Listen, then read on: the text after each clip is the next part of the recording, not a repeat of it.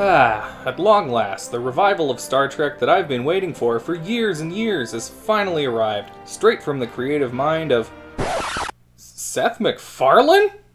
I'll admit, when I first heard that Seth MacFarlane, the creator of Family Guy, American Dad, and The Cleveland Show, was producing and starring in a parody of Star Trek, I was skeptical, to say the least. Apart from the first few seasons of Family Guy, I've never been particularly fond of MacFarlane's past television work. Don't get me wrong, I respect the hell out of the guy. He's an incredibly passionate, hardworking, and funny personality, and I really loved the first Ted movie, but honestly, I find most of what he does to be fairly crass and nonsensical without much of the substance or nuance that makes its contemporary works like Futurama, South Park, Rick and Morty, or earlier episodes of The Simpsons stand out a lot more for me. I am, however, happy to report that having now watched all of the Orville's first season, I can safely say that it was absolutely not the train wreck that I anticipated it being. In fact, it was pretty good.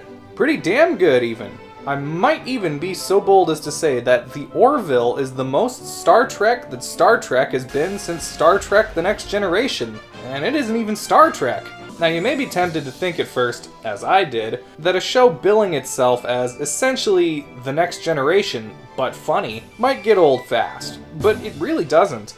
As the season progresses, the Orville relies less and less on its comedic moments to hold the viewer's attention, and it really begins to stand on its own as a legitimately entertaining and heartfelt show. The Orville follows MacFarlane as Ed Mercer, a down-on-his-luck Union officer who is being given his first command, the USS Orville, only to find out that the first officer assigned to him is his ex-wife, Kelly Grayson, played by Adrianne Palicki. Of course, hijinks ensue. The Orville and its crew then set off in classic Star Trek fashion on a series of exciting, thought-provoking, and comedic adventures together. To boldly go where no one has gone before. The first thing that really stood out to me as great about the Orville is its cast of characters. Surprisingly, Seth MacFarlane himself does not hog the majority of the screen time as I expected him to.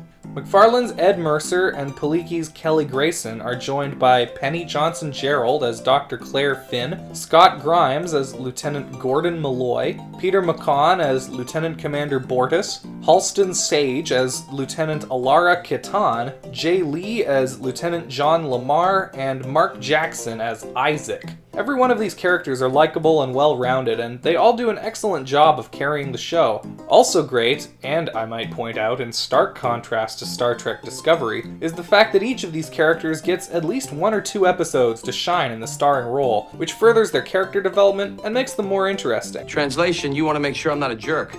Something like that. Dude, I'm such a jerk, it's ridiculous. Okay, well, so am I, so this is gonna work out great. It's a true ensemble cast in the vein of classic Trek. Seth MacFarlane is a good actor when he puts in the effort, and it's obvious that he's passionate about making this show good. Though, it's sometimes hard shaking the feeling that I'm watching Brian Griffin play Captain Kirk. Oh my God, Nick? Nick Lewis? It's Ed from college lacrosse. How are you? Step back from the door. What kind of talk is that? Give me a hug, you big joker. Adrianne Palicki does an astounding job at turning a character that the audience is at first set up to really dislike into someone who's honestly pretty likable and sympathetic in a single episode, and she keeps up this momentum for the rest of the season. Penny Johnson-Jerald, who previously played Captain Yates on Star Trek DS9, turns out to be the most believable and realistic character on the Orville once she gets her episode in the spotlight. Bradley's parents will let him do me. Bradley's parents are alcoholics. Now, come on, get dressed. While Halston Sage as Alara Kitan has probably the most complete arc throughout the season. Jay Lee is always enjoyable to watch in the show. Boom, bitch! That's what I'm talking about! Although I do wish they'd been a bit less on the nose with direct plot-advancing analogs between his character, John Lamar, and TNG's Geordi LaForge. The two standouts in the cast for me, though, are easily Peter McCann as Bortus and Mark Jackson as Isaac, who at first glance may each seem to be not quite Worf and not quite Data, respectively, but really come into their own by the season's end, standing out from their obvious inspirations once they get fleshed out a bit. I am your mate, and I have needs. I am aware of this, but I am also a bridge officer. You are saying that your job is more important than me? More important than our baby? No. Aren't you guys legendarily racist? My planet regards humans and other biological life forms as inferior, if that is your inference. Oh, that's great, thanks. You are welcome. The only weak-ish link in terms of character is Scott Grimes' Lieutenant Malloy, though I will say that while he doesn't really get an episode of focus to himself like the others do, he's often the conduit through which a lot of the funny quips get delivered, and this helps to mitigate the character's relative lack of actual development, assuring that he still gets enough screen time to be likable and memorable. God, there's no way we're gonna be out by 5 today, are we?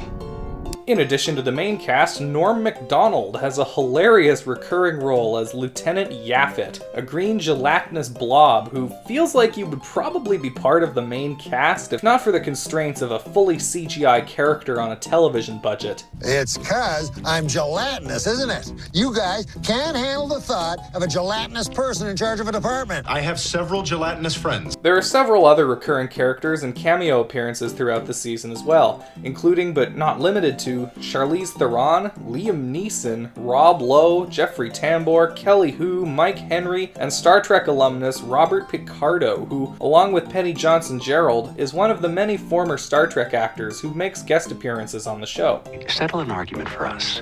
Do I look like I put on weight?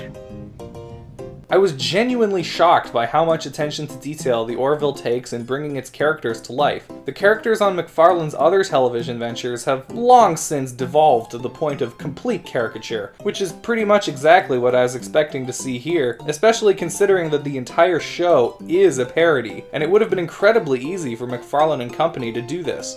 But they didn't. Great care is taken by the Orville's writers to ensure that each character feels like a real person, or as real a person as you can be in this sort of comedy series, and I would challenge anyone to watch the season from start to finish without having a few favorites. To be able to kind of expand on character relationships, to tell some stories that have a real arc, that really have stakes, that go somewhere, and that's what we've set out to do. In terms of its source material, the Orville seems to most specifically be aping Star Trek TNG, though there's definitely some TOS thrown in there as well. This should come as no surprise to anyone who's watched Seth MacFarlane's previous work. He's obviously a huge Trek fan, having once brought the entire cast of TNG onto Family Guy just to do a cutaway gag.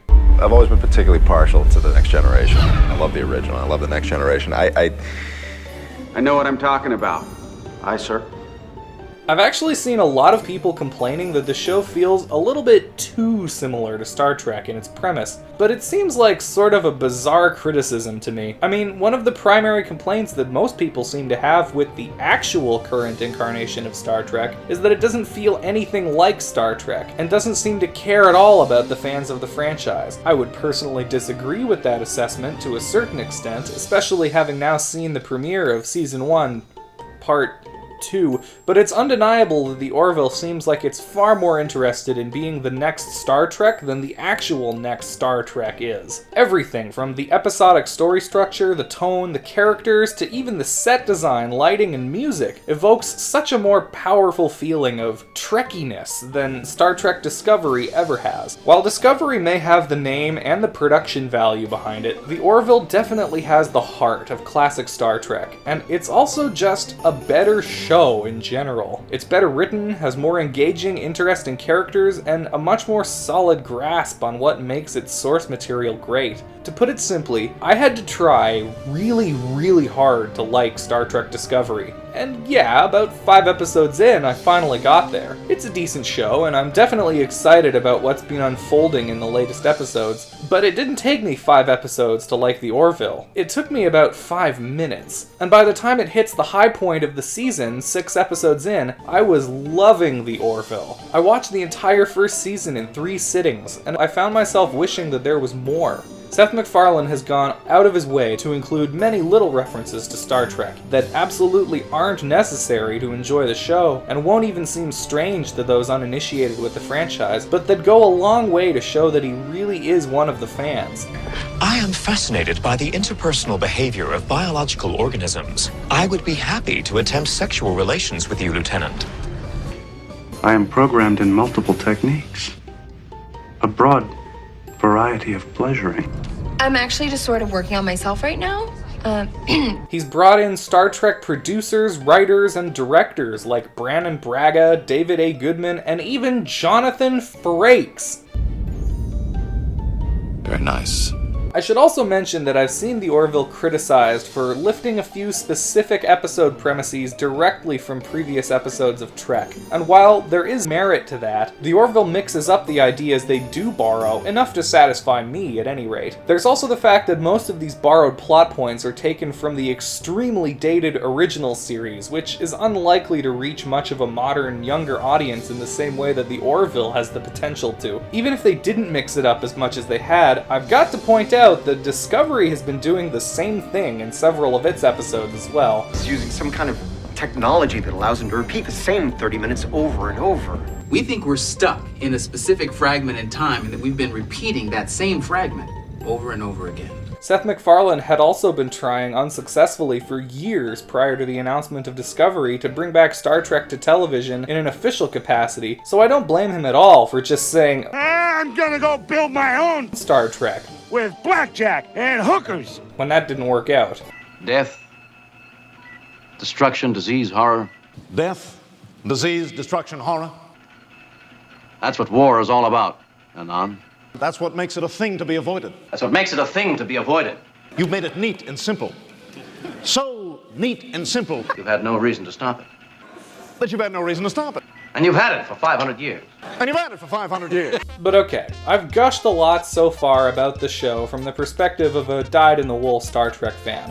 Let's get to the big question that most people who haven't seen the show yet will have. What are the jokes like? Is it actually funny, or is it just another Family Guy clone, but this time live action and set in outer space? Well, I'm pleased to tell you that yes, it is quite funny, and no, it does not feel like Family Guy. Now, of course, humor is completely subjective, but for my tastes, I'd say that about 75% of the humor is at least chuckle-worthy, and every episode had me laughing out loud at least a couple times. While the show does have the odd dick joke and pop culture reference thrown in now and then, it feels a lot more in the vein of something like Guardians of the Galaxy than it does Family Guy.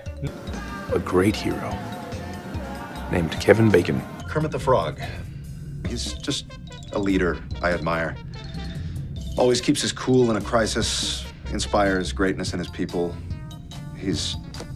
So what can I do for you? Nowhere to be seen in the Orville are the minutes-long, irrelevant cutaway gags that have so defined much of MacFarlane's earlier work. The comedy elements are also, as I mentioned previously, less and less prominent as the season progresses, and they're never really intrusive or detrimental to whatever serious situation is at hand at any given time. So even if you're only watching the show to get your Star Trek fix, the comedy probably won't bother you too much, with only a few exceptions. It is customary to respond with a fitting passage from the literature of one's own planet. I'm a survivor. I'm not gonna give up. I'm not gonna stop. I'm gonna work harder. Those are words of great power. Who wrote them? I think it was actually about 15 different people. The Orville is a reiteration and a heartfelt embrace of everything that Star Trek has and continues to be to fans around the world, every bit as much as the newest actual iteration of the franchise, Star Trek Discovery, is a subversion of the same. While both shows have their place, and honestly I think that both are kind of necessary to a certain extent, for my money, I think that The Orville is an incredibly good television show that's nowhere near deserving of the lambasting it's received at the hands of critics who, if we're being real here for a minute, probably reject it outright simply because they don't like Seth MacFarlane on principle. We saw your boobs. I, for one, thank MacFarlane and the rest of his creative team working on The Orville for giving me and all other Trek fans the show that we've been waiting patiently for. If it keeps up its quality, I will probably continue to watch The Orville for as long as it remains in syndication and beyond. May it live long and prosper. Thank you for watching the video. If you liked it, be sure to hit the like button and subscribe for more content like this in the future. Leave a comment down below of what you thought of The Orville, whether you loved it, hated it, or anything in between. Thanks again for watching, and take care.